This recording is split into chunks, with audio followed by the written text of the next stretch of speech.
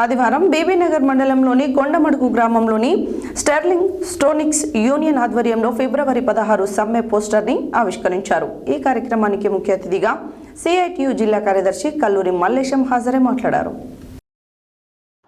ఆదివారం బీబీనగర్ మండలంలోని కొండమడుగు గ్రామంలోని స్టెర్లింగ్ స్టోనిక్స్ యూనియన్ ఆధ్వర్యంలో ఫిబ్రవరి 16 సమ్మె పోస్టర్ను ఆవిష్కరించారు.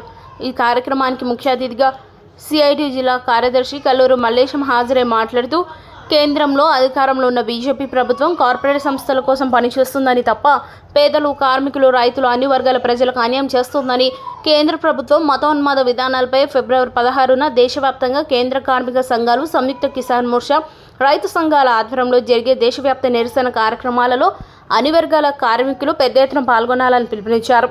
ఈ కార్యక్రమంలో సిఐటియు ప్రధాన కార్యదర్శి మునీశ్వర్ రెడ్డి, నాయకులు పిఎన్ మాలిక్, పంకజ్, అనిల్ దాస్, సుదర్శన్ మాలిక్, అప్పల్ రాజ్, బాలరాజు, సుబ్రహ్మణ్యం, షాజహాన్ తదితరులు పాల్గొన్నారు.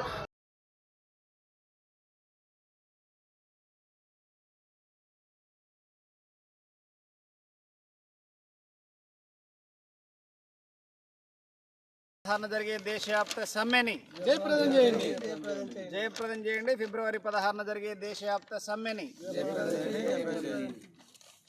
కేంద్రంలో అధికారంలో ఉన్న బీజేపీ ప్రభుత్వ కార్పొరేట్ మతోన్మాద కార్మిక వ్యతిరేక విధానాలకు నిరసనగా ఫిబ్రవరి 16న దేశవ్యాప్తంగా సమ్మె జరుగుతూ ఉన్నది.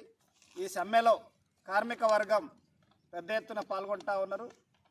జాతీయ స్థాయిలో ఉన్న అన్ని కార్మిక సంఘాలు, అదేవిధంగా రాష్ట్రంలో ఉన్న కార్మిక సంఘాలు జాయింట్ ప్లాట్ఫామ్ ఆఫ్ ట్రేడ్ యూనియన్స్గా ఏర్పాటై ఈ సమ్మెకు సన్నద్ధమై ఉన్నారు. మరొక వైపు గ్రామీణ ప్రాంతాల్లో రైతులు, వ్యవసాయ కూలీలు ఈ గ్రామీణ బంద్కు పిలుపునివ్వడం జరిగింది.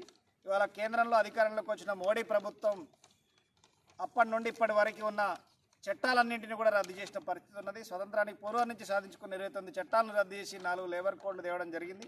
ఇవాళ కార్మికులు సంఘాలను పెట్టుకునే హక్కును ప్రశ్నార్థకం చేసిన పరిస్థితి ఉన్నది. మరొక వైపు కార్మికులు పోరాటానికి ఆయుధంగా ఉన్న సమ్మెను కూడా ఇవాళ ప్రశ్నార్థకం చేసిన పరిస్థితి ఉన్నది. కార్మికులకు నష్టం చేసే విధానాలు అవలంబిస్తున్న మోడీ ప్రభుత్వం మరొక వైపు ప్రజలపైన నిత్యావసర ధరలు పెంచుతూ ఇవాళ ప్రజల రక్తాన్ని జలగలుగా పీలుస్తున్న పరిస్థితి ఉన్నది.